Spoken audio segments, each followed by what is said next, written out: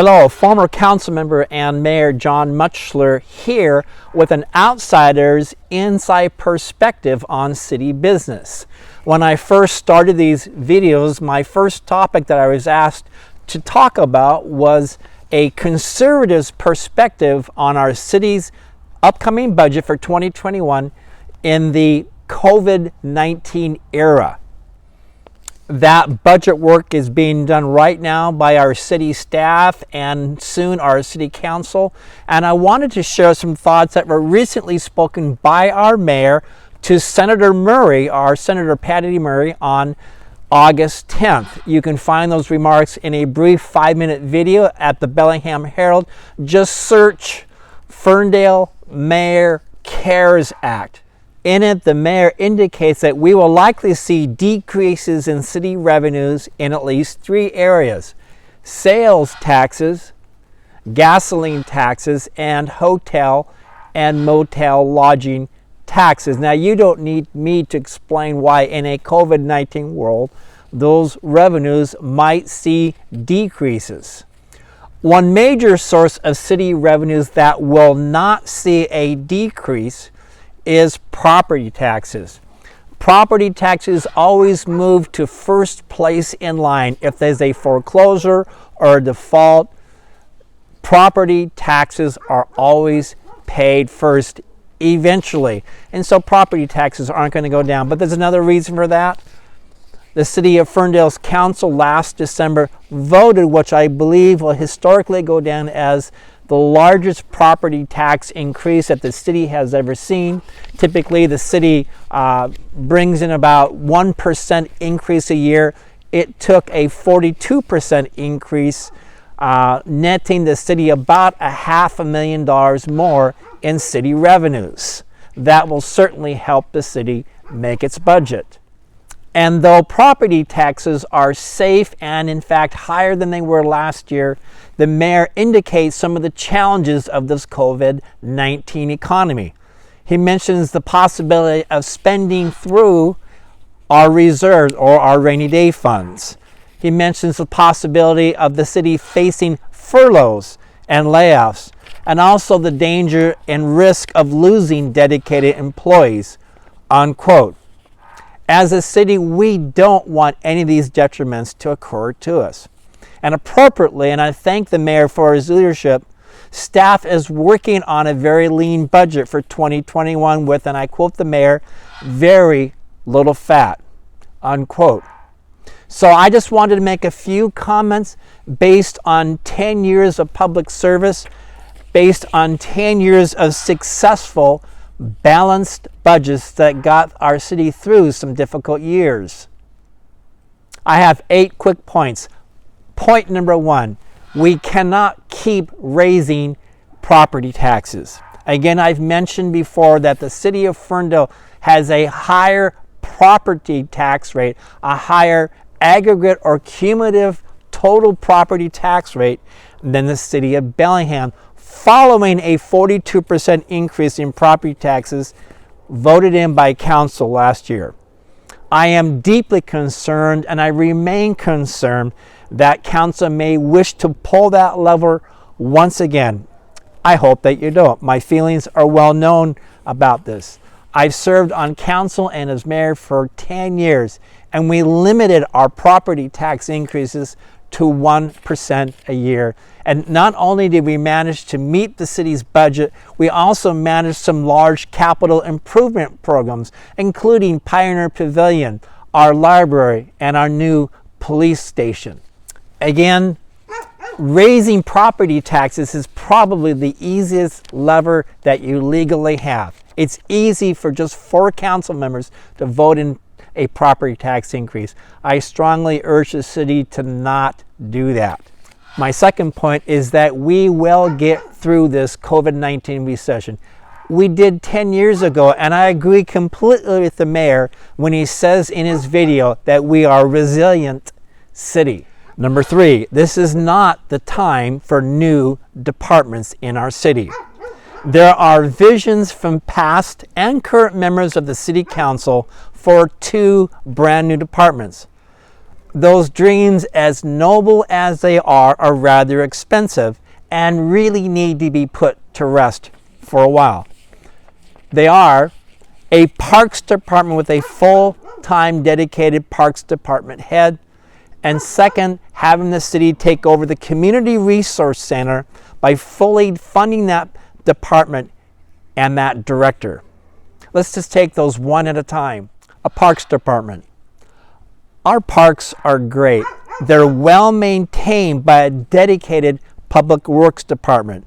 They are nearby each neighborhood, and before this COVID-19 summer, we enjoyed a myriad of affordable and fun activities.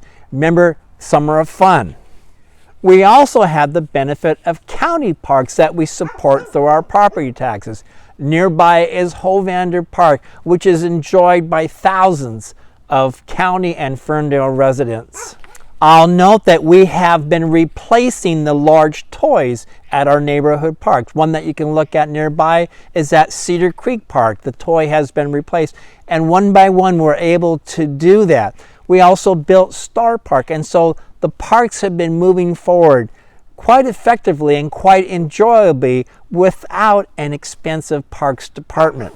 I also want to note the amazing Parks Board that we have under new leadership, just started by my friend Todd McKernan. They're enthusiastic, they're motivated, they're creative, and great things can and will come out of a voluntary Parks Board rather than a $250,000 city parks department.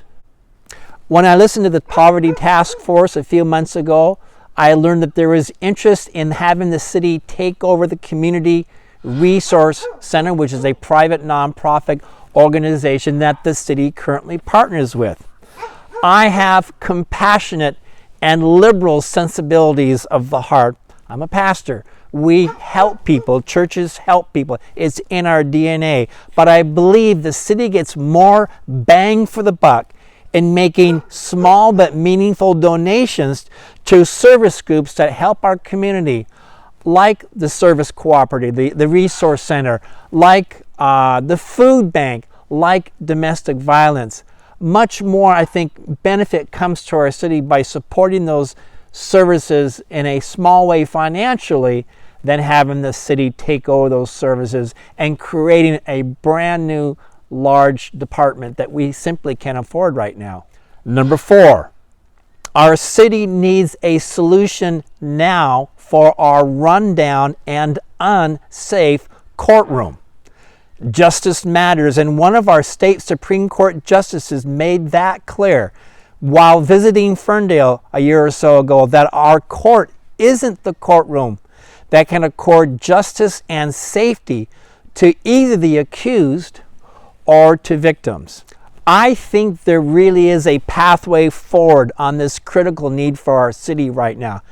But it might not be something brand new, and it might be something rather creative. It certainly is not going to be part of a $13 to $15 million city hall and courtroom complex, an idea that has been floated recently, at least not anytime soon. But there are some ideas, and I'd encourage the council and staff to keep your eyes open for a unique opportunity that will help meet our courtroom needs. The 5th area of budget that we need to talk about, which is unavoidable, is staff salaries and benefits.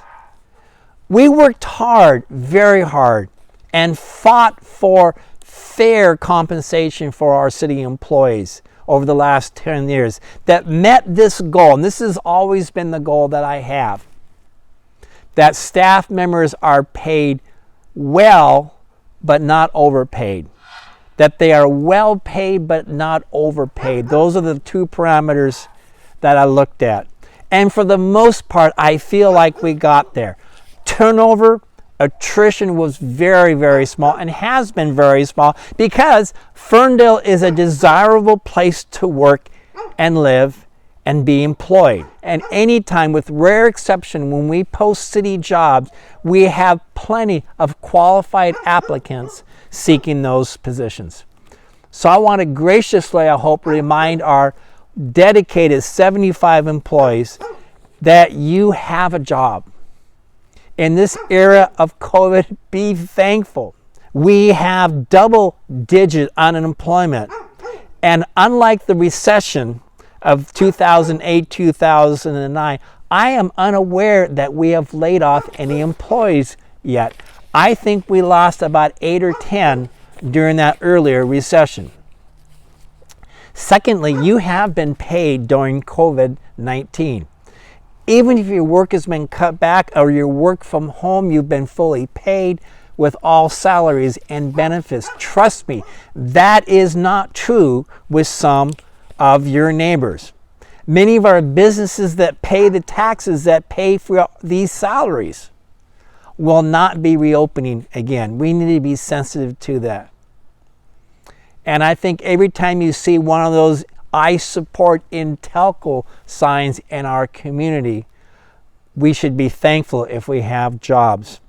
This has and will have a direct impact, the closing of Intelco, on Ferndale and our revenues. Number 3, I'd like to mention that you have a very, very respectable benefit package. A health insurance plan with very low deductibles or co-pays, something that is not true of many of your neighbors and friends. Your whole family is covered without extra cost to you. That is not true of a lot of your neighbors. An extraordinary retirement program and job security through labor representation. You are a professional. You earn it, you deserve it, but I also think it would be good to appreciate it, especially as we every 2 or 3 years come up upon contract and union negotiations. Again, we made some significant upward adjustments over the last 4 years, reflecting competitive wages in other cities. I am uncertain we can continue to do that with now 10 to 15% unemployment. Again, there are many capable people who would do anything for a city job right now. Number 6, let's talk about law enforcement. Let's talk about cops. 2 words, I don't think there's any debate, at least in Ferndale. Don't defund. Our city's first priority, every city's first priority, is public safety, because there is no justice without safety. There is no economic development possible without safety. There is no sense of community if there's no safety. There's no safe learning for our children if there's not safety. And there is no vibrant business activity that will take place without safety.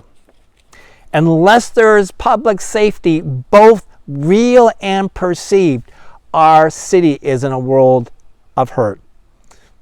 Police protection, it's the largest item in our budget. You want to guess how much we pay? I looked it up. I knew what it was anyway, but I looked it up. Just north of $4 million that we pay. And it's money well spent so that all of us can go to bed at night, close our doors, go to sleep, and not worry. I don't know if you know this, but probably at least once a night, if not a few times a week, a patrolman or a patrol woman drives through your neighborhood while you're sleeping to make sure you're safe and everything looks fine in your neighborhood. It's probably easy to take for granted because we have seen crime rates plummet in Ferndale. They are measurably 1/3 of what they were a dozen years ago. We don't want to change that direction and see an increase in lawlessness and crime. So maybe make the police department leaner, absolutely, but let's not even think about defunding law enforcement in Ferndale. It's working. Let's keep it that way.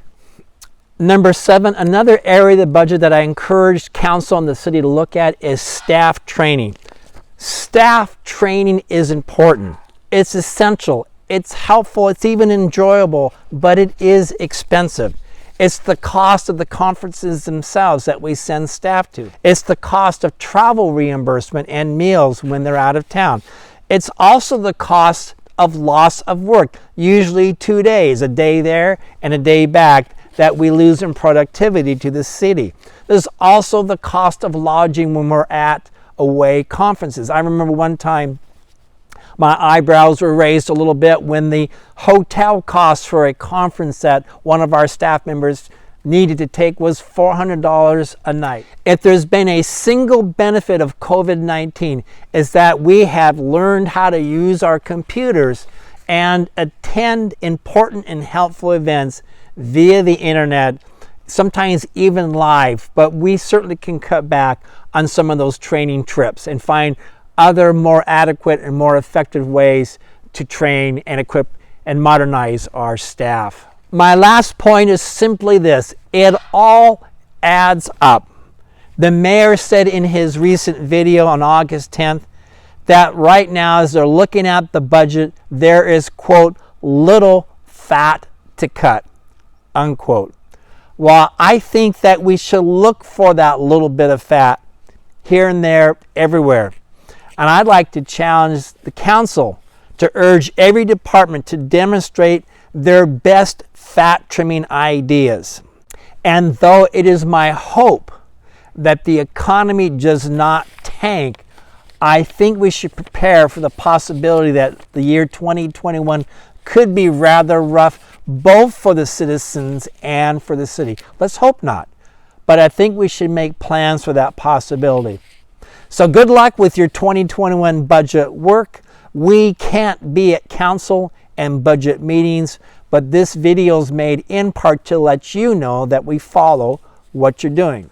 My next couple of videos will cover what the major sources of city revenues are and how they impact our pocketbook. Have a good day, and thank you for watching.